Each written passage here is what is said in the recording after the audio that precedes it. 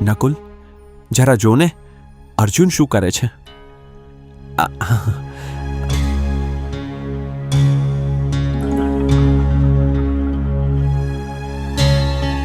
ભ્રાતાશ્રી, અર્જુન તો...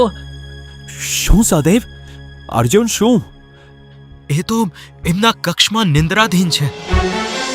હા ભ્રાતાશ્રી, એ તો ગાઢ નિંદ્રામાં હોય એવું લાગે છે. અસંભવ.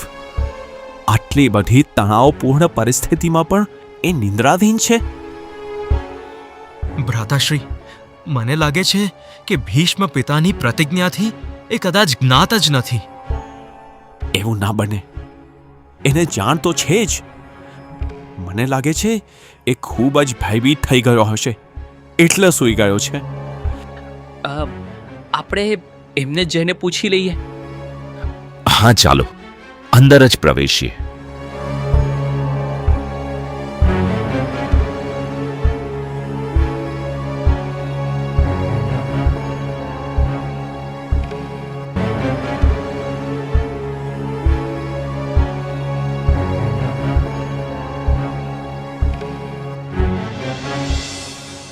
અરે ભગવાન, આપ અને ભ્રાતાશ્રી યુધિષ્ઠિર, ભ્રાતાશ્રી ભીમ, નકુલ, સહદેવ, તમે બધા અહીં? હા, અમારી તો ઊંઘ જ ઉડી ગઈ છે. કેમ, શું થયું? ભીષ્મ પિતામહે પાંડવ વધની પ્રતિજ્ઞા કરી. એની જાણ છે તને? હા, છે જ ને. જાણે છે છતાં ઊંઘે છે? ભય નથી લાગતો? ભગવાન, આપ જાગો છો એટલે તો હું સૂવું છું.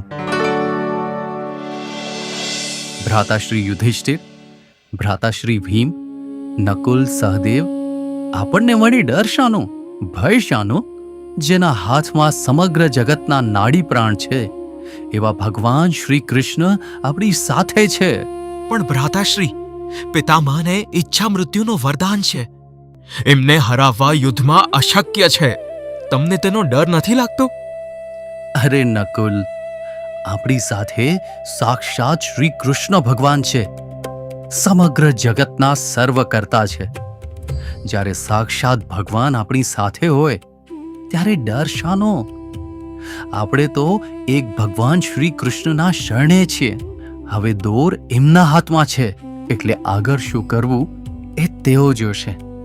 આપણે તો બધી ચિંતા એમના પર છોડી દો. બરાબર ને પ્રભુ? હા, જે મારા શરણે છે એને કોઈ ભય રાખવાની જરૂર નથી, કારણ કે હું સ્વયં એમની રક્ષા કરું છું.